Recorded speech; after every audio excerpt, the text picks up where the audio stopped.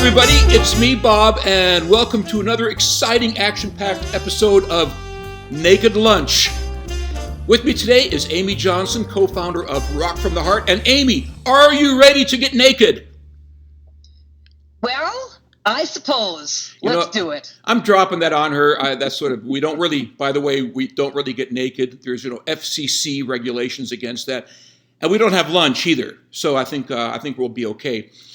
So Amy is calling in today from Delano, Minnesota, which is about 30 miles west of the Twin Cities. And so how are you today? I'm doing very well. It's becoming springtime here in Minnesota. Okay. It's at 48 degrees. It's warm enough to walk the dogs in shorts. So that's a beautiful thing. Whenever it's 48 degrees here in Vegas, where I'm at, I don't even own a coat. Because with my 38.3% body fat, it's really not necessary. I just go outside. It doesn't matter. But anyway, we're going to talk to Amy today about the nonprofit that she has started. And we both have a deep connection to this. I am a 4-time survivor of open heart surgery. I was born with a heart valve defect. And I've written some books about it. And I've done some other things. And now Amy and her husband, Pete, are also involved in furthering the cause, helping educate people about heart disease and everything that goes with it. So without any further ado, why don't you give us a little bit of background on what you folks are doing? Okay, well, thanks, Bob. Yeah, it's kind of one of those things where your life goes one direction and then you get some news that takes everything in a complete 180. And that happened actually this month, March of 2015, when Pete went in for his routine physical. And the doctor heard a murmur and said, has anyone ever told you that you've got a murmur? Pete goes, yeah, but they always just said it was innocent, so nothing. And, Dr. Prasad said, I think we should probably take a look. It's probably nothing, but I'd like you to go get an echocardiogram. Sure. So scheduled the appointment, went in, got the echo, and got the call a few days later where the nurse says, you've got aortic stenosis and a 5-centimeter aortic aneurysm that will require surgery. Someone will call you within the next 2 weeks, make an appointment with a cardiologist. Thank you and goodbye. Right. Well, so anyways, after, you get that news and there, wait 2 weeks, and I went to Dr. Google, which was a mistake. Don't ever go ask Dr. Google when you hear a medical term you don't know. Dr. Google. Because Dr. Google, when I read what an aortic aneurysm was, I could hardly breathe. Yeah. And Pete looked up and he couldn't. And so he called into the clinic right away and said, I need to talk to my doctor today. Yeah. So they did get us in within the next couple hours. And before Dr. Prasanna even sat down, he looked at Pete, he looked at me, and he said, it's okay. This is a good thing. We found it and it's all fixable. He sat down, he drew a few pictures. The words that I'll remember was, he said, this is fixable, and it won't decrease the quality or the quantity of your life. Wow. So let me ask you, did you believe him? How was that first response? I believed him. Okay. The way he said it, knowing how comfortable Pete was with him as a doctor, I believe, and of course I wanted to believe him. Yeah. Too, so that it pretty much, I used the term, kind of talked me off the ledge. Okay. At that moment. And then he sat down with Pete and made the appointment with the cardiologist for the next 2 weeks. And, of course, you go the next 2 years, you're watching and waiting. Pete finally had the surgery in 2017. And after 2 years of kind of living like you're a ticking time bomb, knowing that if an aneurysm bursts, that you would most likely not make it. Yeah. You live your life on a roller coaster. Every 6 months, you're going, up, appointment time, depressed, and up and down it went. So when it was surgery time, Pete goes, time to man up and just take care of this. And before they took him in for surgery, he said to me, Amy, if I make it to the other side of this thing, I want to do something to help others so that they're not so scared after they get this diagnosis. And that's fantastic. And sorry to interrupt you, but I can relate to so much of that, and so many people that have gone through this have the exact same thing. If I survive, I want to give back, and we have all these support groups on Facebook and other things. I wrote my book. I did an audio thing 20 years ago for the exact same reason. I want to go back to what you said a couple seconds ago when Pete was first diagnosed. There was a 2-year gap between the diagnosis and the actual surgery, correct? Yes. Now, yes. I had 15 years from that, but I was not diagnosed with an aneurysm. That really surprises me. I knew I had aortic stenosis, and it wasn't emergent at that time. So I had the time to keep an eye on it. But with Pete, they say you have an aneurysm, and yet they waited that just blows my mind because, as you know, an aneurysm can go at any second, and that must have been weighing heavily on his mind and your mind as well.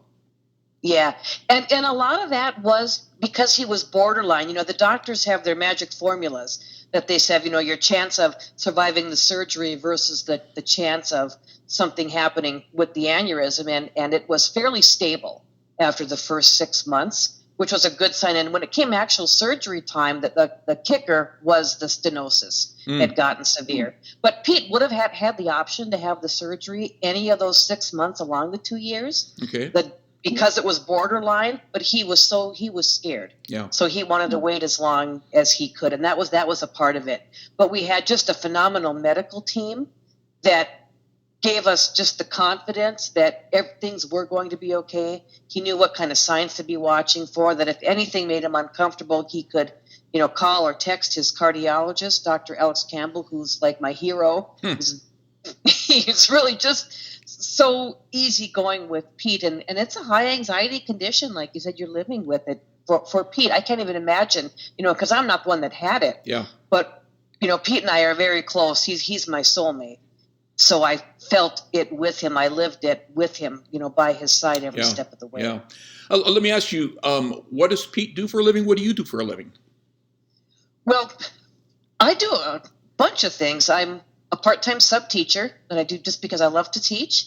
I have my own small business called Maratona Communication. I help small businesses with their phone and internet services, kind of on a consultant type basis. Okay. I run Rock from the Heart. That's the one I do for no income, for no pay, but it's where my passion lies. Okay. So I put a lot of time into that. Pete is a part-time bus driver and a professional drummer. So he gets played to boom, boom, boom and make noise. You know what's so cool about our experiences and our backgrounds seem very similar. You know, I still have gigs, although with the COVID, you know, Vegas got shut down pretty well. But I started playing music when I was 17. I went on the road with Roy Clark of Hee Haw fame. Wow. Yeah, I was a trumpet player back then. He had a little horn section, and we would do, you know, major concerts and hee haw and all that kind of stuff. You know, this was way back last century in the 1900s. Remember those? And and so and I used to watch Roy Clark and hee haw. Picking and grinning. Dating myself. Picking and grinning, which is really hard to do while you're playing trumpet. That's very hard to do. So Pete's a drummer, then Barb, and that's a physical activity. So with a heart condition, during that 2 years, knowing before the surgery, was he out there still actually playing and doing music? Up until days before his surgery. Wow. Yes. Yep. And he had the full approval of his cardiologist. Okay. To continue drumming. He also, you know, because the main thing, and it was one of those rock from the heart pieces that come into it, because it's music. It's what we do. Pete filmed himself playing his drums in the basement, so that when he went to see his cardiologist and in the hospital before they let him go, he played that video for them and said, "When can I do this again? Ha! How many weeks after surgery before I can do this?" And what did they tell him?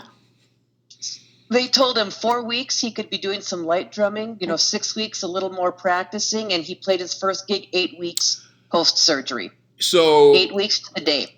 So 4 weeks out, he's doing like some lounge music, some Carpenters. And then after about 6 weeks, he's sort of doing Captain and Tennille.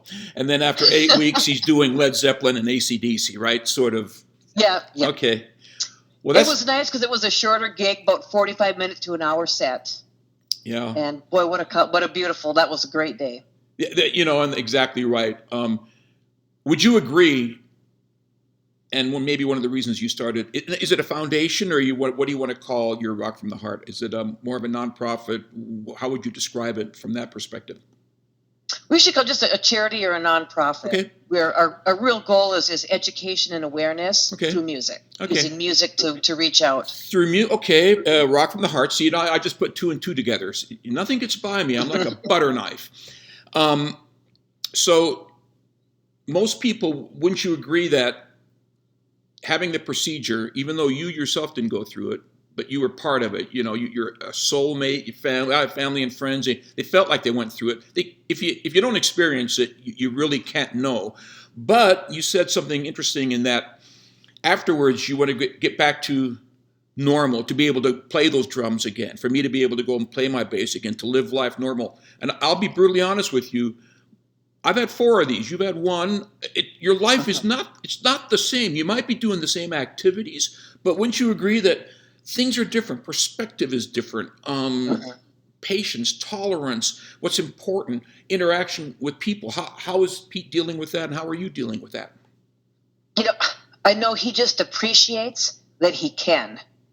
He's looking more for, quality versus quantity. He wants to, when he's playing his drums, he wants to do things in events and, gigs that make him happy. And it's a lot easier to say no when somebody needs, a filling guy. He goes, is this going to be a stressful gig? Is this going to be something I'm going to walk away and enjoy? Because like he says, he gets paid to load in and tear down. Yeah.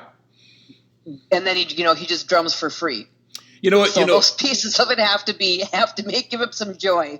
It's interesting you say that, because I remember not too long ago I saw an interview clip with Ben Affleck, and they asked him, what's it like getting paid $20 million to act? And he goes, that $20 million is for me working out 8 hours a day and looking good in the Batman costume and not being able to eat and drink what I want. The acting, I'll do that for free. Just don't tell the producers that. But that's exactly right. And you become more discerning as to where you put your energy and your time and your efforts. So tell us about Rock from the Heart. What's going on with that? What are some of the activities? What are some of the support things you provide? Give us a feeling for that, please. Okay. Yeah, well, just to give you an idea when we first did our first concert, it was because before Pete's surgery, we knew that one of our favorite drummers, Kelly Kagi from Night Ranger, had heart surgery as well. I didn't know that, really. Okay. Yes, he had a bicuspid aortic valve, so we didn't know what kind of heart surgery. We just knew from them posting that he was going to be out for 8 weeks. And of course, your medical mind goes, 8 weeks equals open heart, because this is your recovery time before you can go back to work. Yeah. Well, they happened to be playing in Fargo about 8 weeks after Kelly's surgery, and he was going to be back drumming. So we drove out to Fargo and we saw them. It's about a 3 or 4 hour drive. And seeing Kelly up there drumming, that's when Pete looked at me and says, okay, now I've got the Kelly Kagi barometer for playing my drums again, 8 weeks. Pete had his surgery the next month, drummed 8 weeks, and did that. So when we started thinking about the first Rock from the Heart, we knew we wanted to have music outreach. People our age, classic rock, that's what they're looking at. So we're thinking we could do a small benefit, and then we could donate some money to a heart charity for that. Okay. And we thought about maybe having one of his bands do something at the Legion. But instead of that, I said, why don't we just book Night Ranger?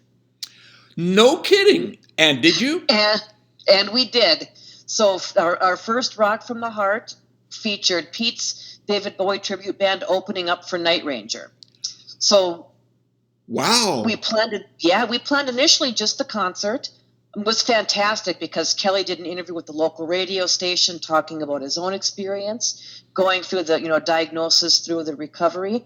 But so many people became interested in this concert that we added the Friday and we added the day of education before. So every Rock from the Heart event includes some patient education, always patient focused, not doctors talking to doctors or researchers, but here's Bob, he's diagnosed with this heart condition. What kind of tools can we offer to him to help him through this? And that's how we design the education. We follow that by a dinner. So that's what Friday entails, education and dinner. And then on Saturday, we have a kind of a pre-concert VIP party with a silent auction and then the rock concert. We did that 2 years with Night Ranger. Successful both times. We sold out the Pantages in downtown Minneapolis. Really? We had, yep. We bought 1,000-seat theater with 1,000-seat theater, which is perfect for our size of an event because it's intimate, it's personal, and just a beautiful theater too in downtown Minneapolis. We were planning, a 2021 event, but everything, of course, a month after Rock from the Heart that year is when the world closed. Yeah. So we ended up like you. Well, you were one of our survivor speakers, and we didn't want to do nothing, so we went 100% virtual, and we had people from around the world listening to the speakers. Wow. We expanded the speakers' topics. We expanded the time from normally like a 1 o'clock to 5. We had so many topics, we went from 10 to 5, and people could tune in, tune out. Everything was recorded. Bringing in the speakers based on what people want, the information they want. We've added topics like cardiac rehab. Why is it important? How is it more than just walking on a treadmill after you open heart surgery? Let me. Mental health and heart disease, too, was the other one that we added. I'm grateful that I had my disease within the last, let's call it 40 years, as opposed to 100 years ago, because I wouldn't be here right now. Conversely, I was diagnosed in 1978, had my surgeries in the 90s, and then also again in 2011. However, on my first 3, I didn't have Dr. Google, like you said, to go to. There was no one. You had to go with what your cardiologist recommended. As you read in my book, and as you can read in my book, we started butting heads because I became just the guy that, I'd go visit him and, oh, yep, something's wrong. It's gone bad again. No work. I'll come back in a couple of weeks. And no, I want to, just like you guys wanted. I needed answers right then and there, and there were none to get because there was no internet. There was nowhere to go, no resources. You go to Barnes and Noble or wherever to try to find a book on this. There was nowhere to go to get support from people that had been through it. And so I was on my own. In fact, before I had my 3rd surgery, I didn't want to go back to the first guy who had messed up the first 2. I wasn't going to go back to him again. So I had to find a surgeon, and my cardiologist said, well, the first guy didn't do a very good job. Obviously, we're in over, when your cardiologist says to you, well, we're in over our heads, that's not a really good feeling. So I actually took a week off of school. I got an open-ended airline ticket, got my budget rent-a-car reservations. I had a box of videotapes of my echoes, and I went to the Mayo Clinic. I went to the Texas Heart Institute. I went everywhere. And there was only one surgeon that would actually operate on me because I'd had the Ross procedure, and no one wanted to touch that. And I found a guy in Oklahoma City, and he fixed me up, and then I went there again for my 4th surgery. So what you're doing is so vitally important, not only the entertainment aspect, but connecting people, professionals and other patients that we can get our stories heard and our questions answered from people that have actually been there as opposed to, and God bless the doctors, again, not an issue, but, they see 100 people a day and they're not going to have that personal connection with us that now in this day and age, because of social media and all the resources that's available out there. So patient and the technology, I've sort of promised myself, if I need a 5th open heart surgery, maybe it's just time. Maybe it's just my time to go. Okay. However, with the new going in, pushing the, what do they call the TVR, whatever that's, the TAVR, TAVR, the TAVR. Right. I'd probably tolerate that. Okay. I could handle that. To get cracked open again, I'm not sure I would do that. And I also want to go back to Night Ranger because in 1979, before you were born, I was playing in a band out of Portland, Oregon, and we did a concert. We were Paul Revere and the Raider tribute band. Remember Paul Revere and the Raiders? They had the hats and the white tights and playing Money and Kicks and all these songs from way back. Well, we did this concert, and our opening act was a band out of the Bay Area called Rubicon. Rubicon with Jack Blades and Brad Gillis. Wasn't Brad Gillis on guitar? Anyway, it was the genesis of Night Ranger. So, me and Jack, we go way back, just kidding. I met him for 5. He's about this tall, and he just danced and sang his ass off and played, and I was going, man, he is so good. Anyway, that's my Night Ranger story. Yeah. And Kelly joined up with them after, too, Rubicon. Oh, okay. So I think they played some live festival Bay Area that my husband knows all this music. He's musical history. You guys have probably talked for hours about musical trivia. Yeah. So he knew all the history of that. And you know that Jack Blades played with Ringo on one of those All-Star. Yeah, I didn't know that. Really? One year. So Actually, when we talked to them at Rock from the Heart last year, the one question that Pete had for him was, "What was the favorite song you played when you did the thing with Ringo?" And the answer was, Pete would tell it better than me, but it had something to do with, there was one song, the band was all just warming up, doing a thing, and all of a sudden Ringo kind of snuck in the back and then started playing the drums on the song as they were practicing or sound checking or something. But I can't remember. But that was, Pete wanted to ask him some kind of a musical non fangirl kind of a comment. But they really are the nicest guys.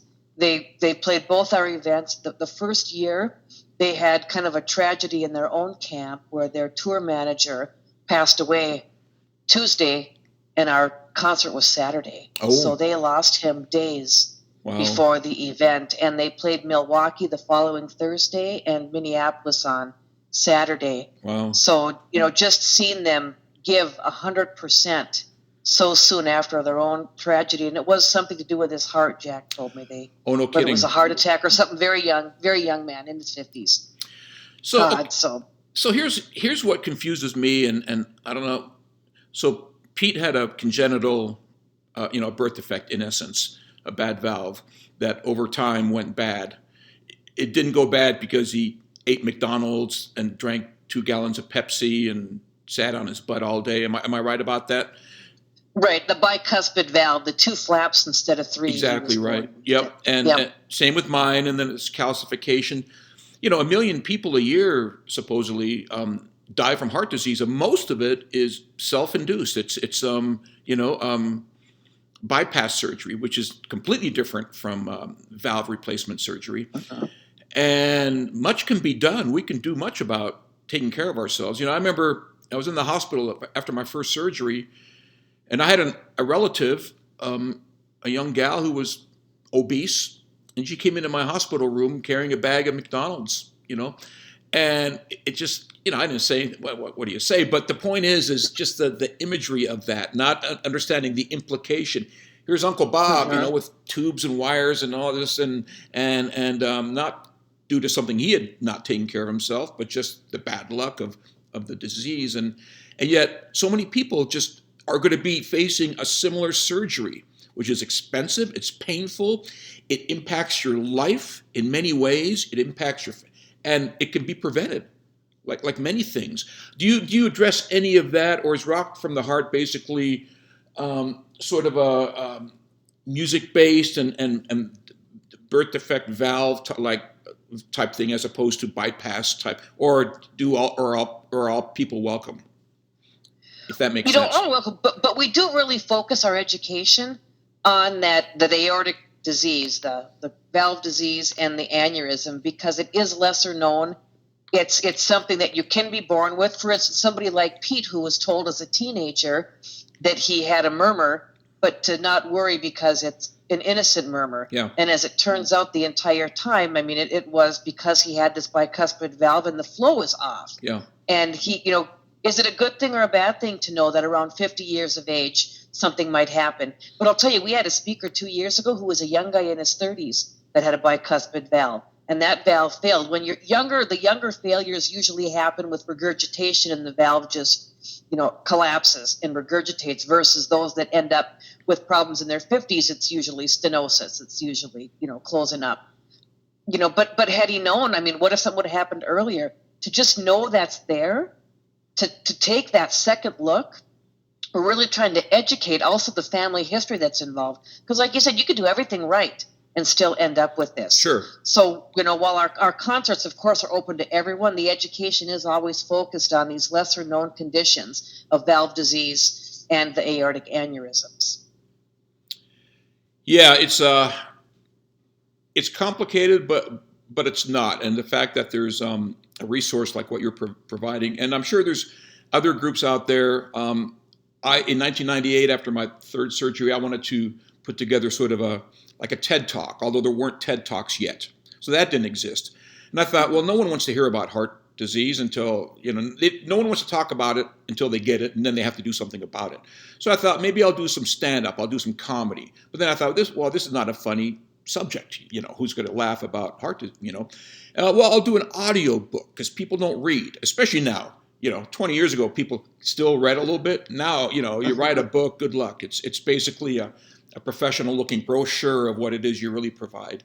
I published my book 7, 8 years ago, and not to make money with them. What, $1.98 per copy. I didn't do it for that. I did it basically as therapy to get my story out, just to process it without spending $300 an hour for a therapist, and maybe help someone. That old say, well, if I impacted one life, then my life's worth living. Whatever. I'd like to think it's more than just one person, but the point is we get our stories out there, like what you're doing, and you're educating people. But how do you go about doing that? Now we're in an age, like right now, we're doing basically a Zoom call, which again didn't exist back then.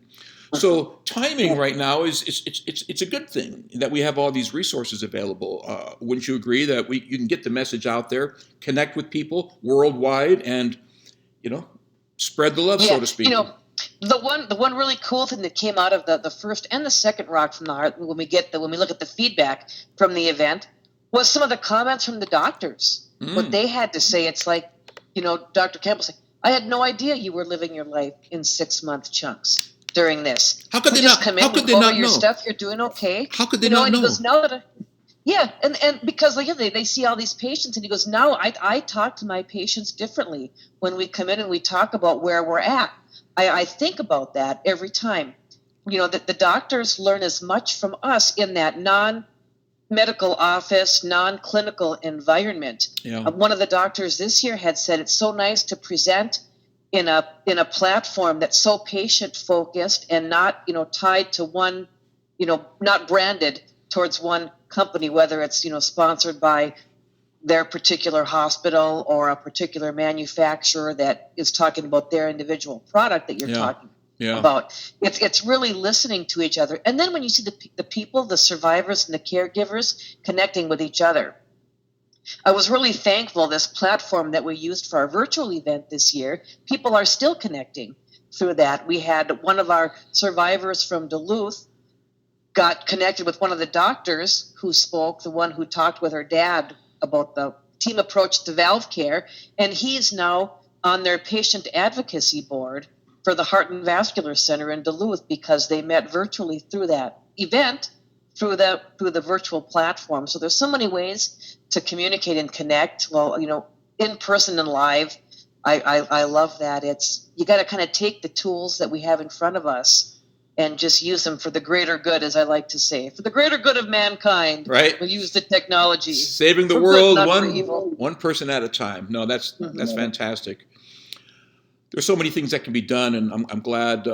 Again, the music component for me personally is huge because music has been a big part of my life. I can imagine. Isn't music that great connector, the thing that really binds us all together, the one thing we can usually all agree on, even though if I don't some like country and some don't, but we all know that music moves us. Well, I'm just telling you, I don't like country, so let's put a stop to that right now. No, that was my first gig was country. No, music is the universal language, right? I've traveled the world doing music. I did back 20 years ago, a tour of China, mainland China, third world country. No one speaks there's not one person in China out of 1.2 billion people that speaks English, I promise you. And if there is, we never found them while we were there. And we were doing like a Legends in Concert tour. We had a Madonna and a Michael Jackson and a Whitney, and we did 5 weeks of that and sold out audiences. They were thrilled, and they were all, the Titanic movie had just come out, so My Heart Will Go On there. Heart, see, My Heart Will Go. If you want to write a hit song, just include heart in there somewhere, right? You can't go wrong. But we played that song, and we had our Celine Dion impersonator sing that. And the audience just all sang along. They don't speak any English, but they all knew the song, and they all sang along out of tune. It didn't matter. It was like this completely uniting kind of thing. So no, good call on the Rock the Heart. I should have thought of that 20 years ago. Instead, I wrote some stupid book that no one reads, but it is what it is. So. Well, it just was a natural fit for us. Because Pete was a drummer. I've done some smaller events for the local Chamber of Commerce. We did a event called the Serious Moonlight a couple years in a row to help at-risk LGBTQ youth out in outstate Minnesota who don't have as much. We did that a couple times, and so we had some event experience. We had some music experience. We know that you plan things right. It's a way to get people to hear your message, and you got to have fun. Oh, yeah. You got to live. I mean, there's so much doom and gloom out there. I mean, Yeah. that's what we found after Pete's diagnosis. It's like, how do we, get rid of this gloom and doom? Find a way to reach out to people, and cool things happen all the time. We went after the first Rock from the Heart. Yeah, before the second Rock from the Heart, we went to go see Night Ranger at a casino out in eastern Minnesota. And Kelly Kagi, we'd met the band because we got some passes from them since we knew them, and got some meet and greet with them. Sure. And Kelly from up on stage goes, "Hey, Rock from the Heart's in the house." Wow. And people started tapping us on the back going, "Hey, we were there, we know." And the gal next to us says, "Oh my gosh, I go to the Minneapolis Heart Institute too for my heart thing." So it's just these, you just never know. You just never know. Wow, that's a great story. Yeah. I was just all happy that the band, remembered us and mentioned us. Oh, sure. Anytime you get a shout out by people who you respect as much as we do Night Ranger, it's a good thing. So I guess the next question would be, do you ever put on your red shoes and dance the blues? Pete's got red shoes. He drums in red shoes. That's the lyric from Let's Dance. Come on now. Come on, folks. Yes. Work with me here. Put on your red shoes and dance the blues. How was that? Can I audition? Did I get the gig? No? What? They could always use a fill-in bass player. You just never know when. I know all those songs inside out. I mean, I did a tour a while back. It was called British Invasion. And it was a Elton John impersonator, a Rod Stewart impersonator, and a David Bowie impersonator. So, and those are great. All those acts had just phenomenal songs. David Bowie has 40 years worth of great songs. Elton John, are you kidding me?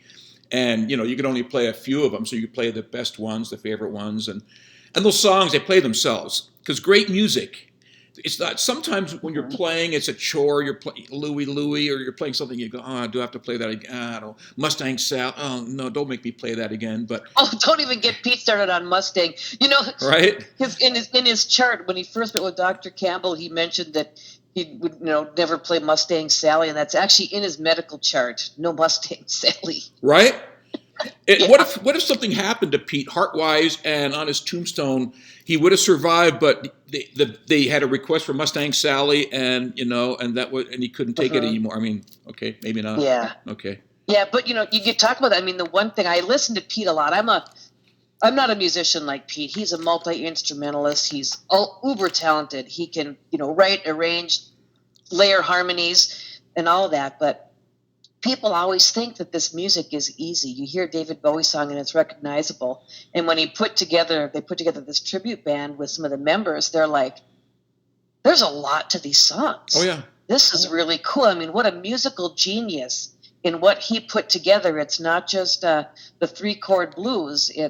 No, absolutely. There's some depth and a lot of really, really good and music. He always evolved. He, not only in his character, he was the Thin White Duke, and then he was Ziggy Stardust. I mean, he had all these various personas over the years, and so he kept it fresh and interesting. A lot of times you go, well, okay, as an example, let's use Night Ranger. The fact is, most of their hits are from the 1980s, and if you go see them at a casino, the people, or wherever you see them, what concert venue, one of my favorite bands is Chicago. Same thing. Even though they might have released an album 5 years ago, no one knows a single song from that album because we don't buy albums. They all want to hear 25 and 6 to 4. They want to hear the songs that they grew up on. Night Ranger, their hits, and every band is like that. And David Bowie had such a long, catalog of material. Well, listen, in closing, is there anything that you'd like to add? I will put up your web address as a graphic so people can find you and connect with you. And of course, love to have you post this on your social media and everything to get the word out a little bit more. And then in closing, I want some free backstage meet and greet passes for any concert you have coming up. So, well, mark your calendars for February 11th and 12th in Minneapolis. Okay. Oh, no, February 11th and 12th in Fargo, North Dakota. I don't want to get them backwards. We're expanding. We're taking the show to Fargo, which was where Pete lived for many years and where I went to college. So February 11th and 12th in Fargo at the Avalon Event Center. Okay. Stay tuned for details. And February 25th and 26th in Minneapolis. Watch this. So we're going to make up for the lost year by doing a twofer. Oh, very nice. Very good.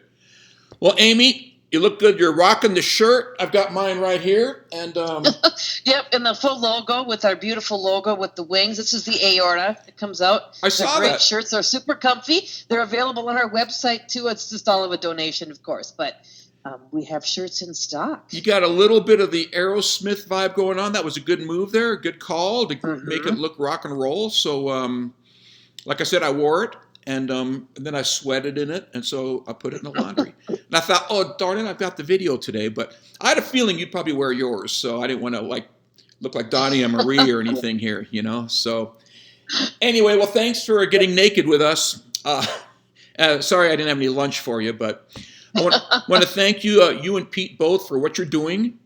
Keep up the great work. It's an important cause.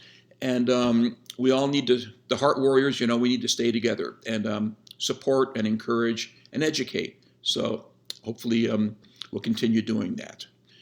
Anyway, this is Bob here signing off. Thanks for watching and thanks for joining us. And we'll see you on the next episode of Naked Lunch. Goodbye, everybody.